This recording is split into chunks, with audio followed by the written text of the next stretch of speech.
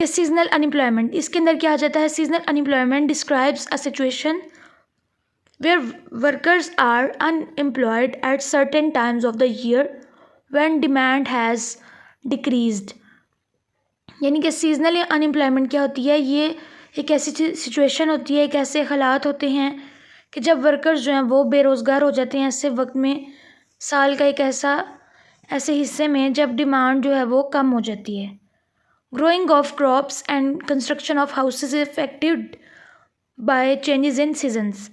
जैसे कि हमने कोई भी फसलें वगैरह उगानी होती हैं, फसलें वगैरह उगाना या फिर घरों को तमीर वगैरह करना, ये सारी चीज़ें जो हैं ये सीजन्स के साथ जो है वो असरअंदाज होती हैं, यानी कि मौसम के साथ जो है वो बदलती रहती हैं। When harvesting season ends thousands of workers lose jobs. यानी कि जब हार्वेस्टिंग का सीज़न एंड हो जाता है, ख़त्म हो जाता है, तो हज़ारों मज़दूर जो हैं या काम करने वाले जो हैं वो जॉबलेस हो जाते हैं। Similarly during very cold season construction activity shows down causing unemployment. यानी कि इसी तरह ही अगर देखा जाए तो बहुत ज़्यादा जब सर्दी हो जाती है तो क्या होता है कि कंस्ट्रक्शन यानी कि घरों की जो तामीर है वो भी रुक जाती है, वो भी कम हो जाती है, उससे बेरोज़गारी बढ़ जाती है। तो ये हो गई है सीजनल अनएम्प्लॉयमेंट। अब नेक्स्ट आ जाते हैं फ्रिक्शनल अनएम्प्लॉयमेंट। फ्रिक्शनल अनएम्प्लॉयमेंट के अंदर क्या होता है? Frictional unemployment is a type of short term unemployment. यानी कि एक ऐसी टाइप है अनएम्प्लॉयमेंट की जो कि शॉर्ट टर्म के लिए यानी कि थोड़ी से वक्त के लिए जो है वो कोई भी इंसान या कोई भी पर्सन जो है वो बेरोज़गार हो जाता है। Due to many reasons people have to leave the previous job and search for new job. जैसे कि अगर कोई भी किसी भी वजह के तहत कोई भी जो लोग हैं अपनी पुरानी जॉब को छोड़कर एक नई जॉब को तलाश करते हैं, तो वो उस वक़्त जो टाइम पीरियड होता है जब वो फ्री रहते हैं उसको हम कहते हैं frictional unemployment.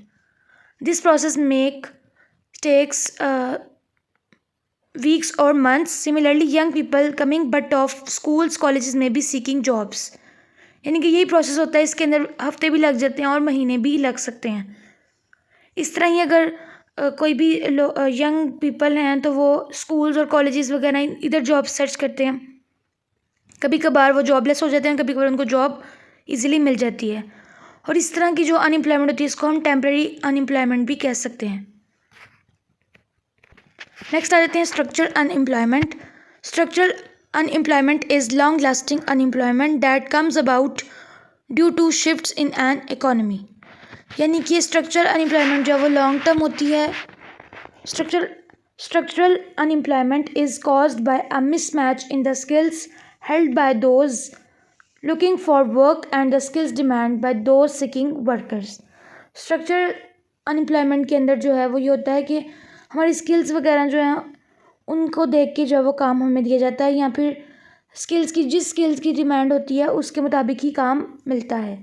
With economic development of our country and introduction of new technology और products some jobs in old industries और occupations are lost causing unemployment. यानी कि मुख्तलिफ़ किस्म की जो डेवलपमेंट होती है इकोनॉमिक एक मुल्क की, उसके लिए डिफरेंट किस्म की न्यू टेक्नोलॉजीज़ लाई जाती हैं और फिर जाके जॉब जो है वो मिलती है। पुरानी इंडस्ट्रीज़ जो हैं वो किसी भी मौके पे जो है वो लॉस्ट हो जाती है, उनकी ऑक्यूपेशंस, उनके जो भी पेशे होते हैं वो लॉस हो जाते हैं, और इस तरह से जो है वो अनएम्प्लॉयमेंट जो है वो लोगों को बर्दाश्त करनी पड़ती है। For example due to mechanisation of agriculture some farm workers become surplus. यानी कि अगर देखा जाए हमारे पास मशीनरी वगैरह जो है इतनी नहीं है कि हम कोई भी एग्रीकल्चर जो है उसका वर्क परफॉर्म कर सके इजीली, इसलिए ये प्रॉब्लम्स फेस करनी पड़ती हैं बहुत से फार्म वर्कर्स को। और इस तरह से अगर आ जाता है हैंडलूम्स जो है वो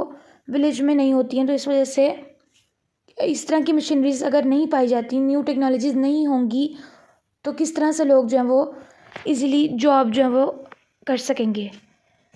ये सारी प्रॉब्लम्स जो हैं ये सीखनी पड़ती हैं लोगों को, बहुत ज़्यादा प्रॉब्लम होती है अगर उनके पास न्यू स्किल्स ना हो, कोई भी स्किल्स ना हो, तो उनको बहुत ज़्यादा प्रॉब्लम फेस करनी पड़ती हैं।